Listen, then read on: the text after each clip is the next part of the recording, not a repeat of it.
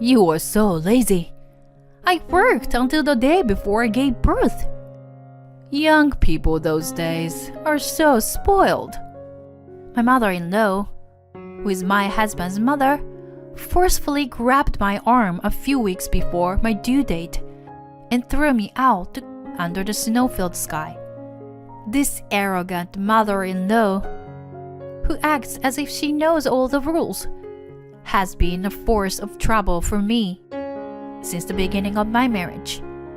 I never imagined that it would escalate into a major incident that involved neighboring residents and was covered in the news.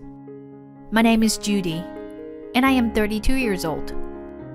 I married Scott, a classmate from university, and 2 years have passed since then. My husband was allowed to attend university by his parents on a condition that he would return to his hometown someday. After graduating, Scott returned to his hometown and began training at his family's long-standing restaurant. I was working as a company employee. We decided to get married because we were in a long-distance relationship. I moved to my husband's hometown, but my heart, which was full of expectations for a new place, was shattered early on. I am strict. I'm gonna make sure you're properly trained, so be prepared. I was greeted by my mother-in-law with such enthusiasm that I thought the devil himself had come. My husband and father-in-law are both relatively quiet people, but my mother-in-law has a strong and clear voice, and it's also quite loud. As someone who suffers from migraines, her loud voice made me suffer and echo painfully in my head. My mother-in-law apparently wanted to welcome a daughter-in-law from the same industry background as their family. If you don't approve of me marrying Judy, I won't inherit the family business. Despite her initial disapproval, my husband's strong will eventually convinced her to reluctantly accept our marriage. My father-in-law, on the other hand, was always kind to me from the beginning because I was the person his son had chosen. Their family restaurant was located nearby the in-laws' house. The house was originally built by my late grandparents-in-law, and although it was old, it was renovated a few years ago. My husband and I lived in a separate building on the property. He wakes up early to go to the restaurant for morning preparations, and after seeing him off, I hurried back to the main house, where my mother-in-law was waiting for me. Come on! You're not going to make it in time for breakfast if you were that sloppy. From early morning, my mother-in-law slams her hands together and yells at me as if a strict director has come. If I dare to answer back, she would probably treat me even more strictly. I find it too troublesome, so I just let her words pass by. Your mother really spoiled you, didn't she? People start gathering a few hours before we open the restaurant. Oh, it looks delicious as always. Thank you for making a great breakfast this early morning. While my husband and the staff cheered me on, there were also things that made me angry. This is nothing.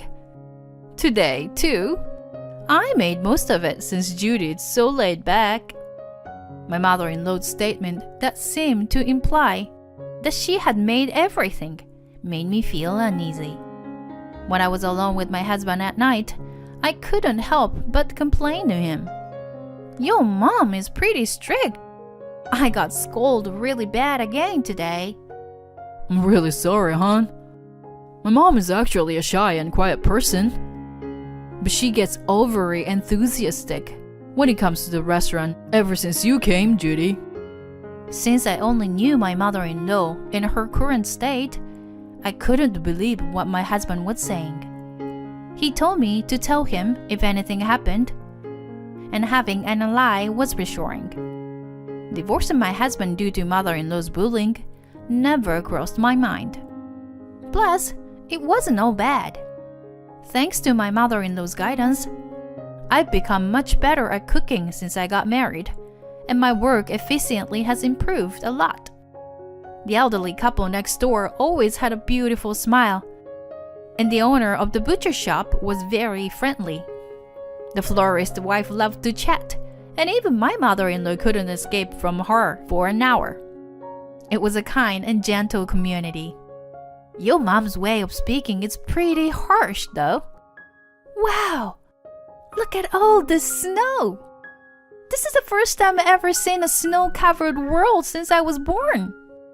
I was very excited by the silver world that spread out before me, as snow really fell in my hometown in San Francisco.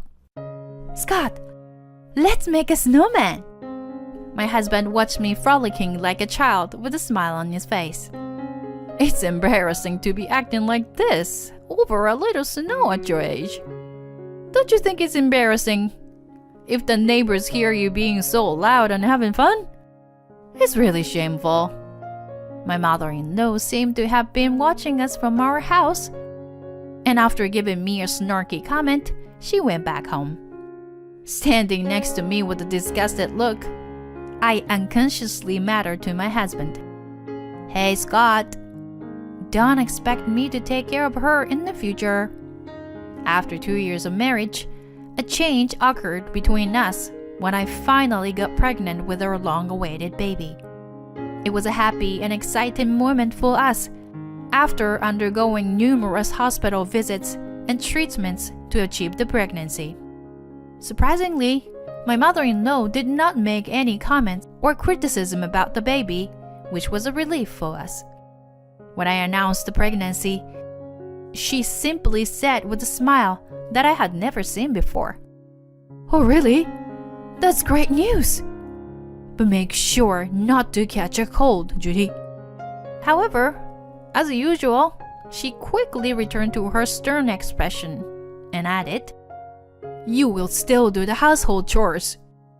I was confused by my mother-in-law's constantly changing expressions. Although I did not have severe morning sickness, I struggled with anemia, making breakfast preparation challenging. One day, she noticed my struggle and made breakfast for me, grumbling under her breath, "Thank you. It's not a big deal. I just got irritated because you were being slow," she replied dismissively. Despite her behavior, I sensed her kindness when she regularly checked on me and left food for me to eat. The rest of my pregnancy went smoothly, and by the time I entered the second trimester, I was excused from making breakfast and helping at the restaurant because of the strain it was putting on my body. I started spending more time at home, and my stress level decreased a lot. My mother-in-law came regularly to check on me and left me food. "I just came to check if you were not slacking off. Here, I made too much food, so eat some."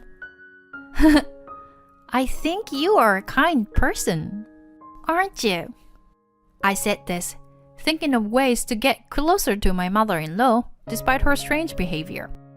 Suddenly, my mother-in-law stopped moving and muttered something so quietly I couldn't hear it. Then, she suddenly stood up and said to me, "Judy, let's go shopping together. Now." She forcibly dragged me outside, saying that a little exercise was necessary. I told her I wanted to rest at home, but "You're lazy. I worked until the day before I gave birth. Young people those days are so spoiled." She forcefully took the key from me and locked the door, saying she would bring the cart. I was left standing at the entrance. But my mother-in-law did something unthinkable. She got into the car and opened the window, saying to me, "Shovel some snow or do something, and work a little. You can't come in until it's done." Then she drove off. I was stunned for a few seconds, and then quickly snapped out of it, thinking, "No way, that's impossible." I put my hand in my pocket to get the house key, but it wasn't there. I felt my blood run cold. Even if I wanted to contact someone, my phone was inside the house. I had no choice but to walk to the restaurant. But then, I felt a strange sensation in my body. How much time had passed since then? My mother-in-law had come back from shopping and must have been surprised to see an ambulance parked on the property. There were doctors, nurses, and few neighbors around me. My husband and father-in-law had rushed over, looking worriedly at me. My mother-in-law was being scolded by my husband and father-in-law about my head. "Are you crazy to throw Judy out in her last month?" I'm sorry. But honestly, that was the least of my concerns. "Quiet! Save the lecture for later," the doctor spoke after me. "Please be quiet. Your wife is about to give birth." Yes, when I started walking to the restaurant, my water broke. In a panicked state, I screamed. And the elderly couple next door came to my aid. There was a big event nearby that day, and the ambulance was stuck in traffic. It was a miracle that our neighbor's friend, who used to be a midwife, was called over. By the time the ambulance arrived, my cervix was already quite dilated. By then, my husband and father-in-law had rushed over to me, and I was to give birth at home. A few minutes later, with a healthy cry, our long-awaited child was born. The baby and I were immediately taken by ambulance. As fate would have it, someone from a TV station who was filming an event happened to pass by my in-laws' house. Our story was broadcasted as a life brought into this world by the local residents. A few days later, someone came to visit me in the hospital. "Judy, My mother-in-law stood there with a face that looked like she was about to cry. I stared at her intently. "Have you seen the baby? She's a cute little girl who looks a lot like Scott, isn't she?" "Did you peek into the newborn room?" My husband's word made my mother-in-law nod. But I was really scared, thinking that the baby might not have made it. Do you understand what we went through? You did something very serious. My mother-in-law hung her head. "I know. I did something terrible. Right after that, I asked my husband for a divorce. But he said I had to talk to you first." There are a lot of things I want to say to you. My mother-in-law continued to keep her head down while I talked to her in a matter-of-fact tone. The day after giving birth, my father-in-law and husband came to apologize to me. I told them that I wanted to talk to my mother-in-law and told them, "Aren't you two relying on her too much? Please take care of her and show appreciation for her more." I ended up giving them a little bit of a lecture. My father-in-law said that he had no intention of leaving my mother-in-law, although he hadn't told her yet. He said that he planned to hand the restaurant over to my husband and leave the house with my mother-in-law because of this incident. He told me that the final decision was upon me. My mother-in-law's eyes were red and swollen by crying so much. Even so, when someone is spoken too harshly or in a sarcastic way, it still hurts, you know? I've never met Scott's grandmother, but you don't have to force yourself to be like her, do you? My mother-in-law raised her head and looked at me with surprise. Actually, I had realized a while ago that my mother-in-law was a kind person. The people in this town are very talkative. The landlady was very lively and smiling like you when she first came here as a bride. But the previous landlady, her mother-in-law, was a very tough person. It was a flower shop owner's wife who told me that. Originally, it was the grandparents of my deceased grandmother who started the long-established restaurant. My mother-in-law, who was born into an ordinary family, was to have been rigorously trained. My deceased grandmother's favorite phrase was, "Are you planning to ruin this restaurant?" Apparently, my mother-in-law herself had difficulty conceiving children, and Scott was the only child she finally had. She was very worried when he brought home a woman from an ordinary family like me who wanted to marry him. That is why on that day, when you said I was kind, suddenly I heard my mother's voice in my head and saying, "Be stricter." I'm such a fool. I am so sorry, Judy.